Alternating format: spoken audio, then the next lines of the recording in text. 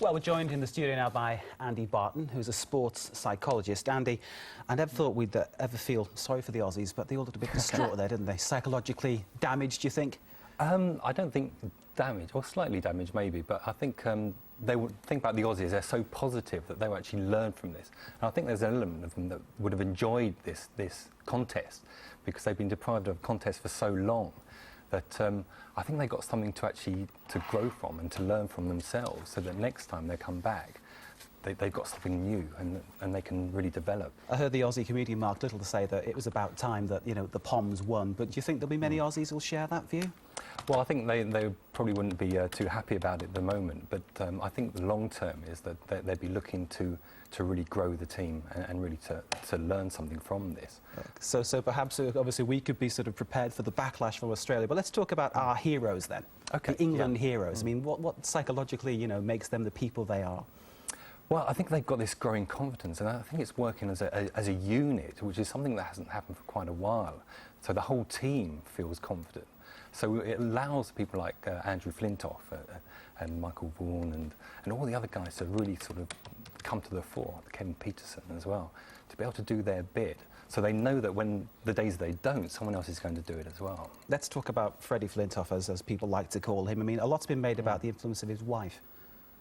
Psychologically, do you think that is important, to have someone behind you who's really rooting for you in that sense? I mean, if you're happy in your family life, you're going to be happy in your working life. So a lesson for us all there to learn, obviously. The boy Peterson, hate to use that expression, but he's a young lad, and obviously people didn't expect him to perform the way he did.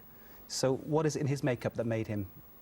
He's a very he's got a very positive outlook. He plays to his own tempo, and if you go with that in mind, then you're only going to perform, because he's really centred on the job that he wants to do, and everything else is in the periphery, really.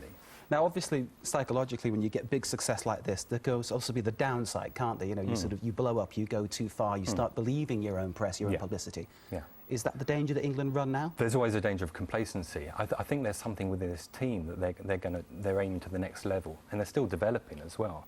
So they're going to be taking this to Pakistan and to India with a feeling of real confidence, and it will be a matter of keeping that focus, because they've already beaten the best team in the world. They need to continue. So, Andy, what do they need to do then to maintain that development, to keep psychologically in good shape?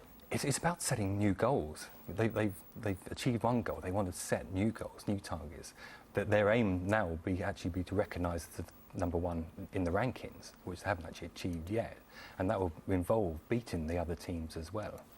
Do you think that can continue? Will there be people working on that sort of behind the scenes? Will there be teams of psychologists in the England camp doing that sort of thing? Definitely. There are definitely psychologists working with the individuals and with the team. And it's important that Duncan Fletcher actually said that after the first test, they already had the physical ability, they already had the skills, and the thing they needed to deal with was the mental ability. And that really came through on the following tests. The nature of how the game's reported, all sports are reported in our country, is that, you know, when you're good, they'll praise you, but the minute it all goes off the ball slightly, they'll put the boot in. Do you think that might be on their minds as well? That might help them psychologically to sort of push it on? I think they've only taken positive so far, and they are on a winning run as well. So time will tell how that would affect them. I think even though when things weren't going so well, they really stayed in their own bubble and continue with their goals and their work to their own aims, really. Well, let's hope that, you know, they're listening, they take that on and it continues, and obviously they can do the Aussies next time. Andy Barton, thank you. Okay. Well, the victorious England cricket team are at the moment having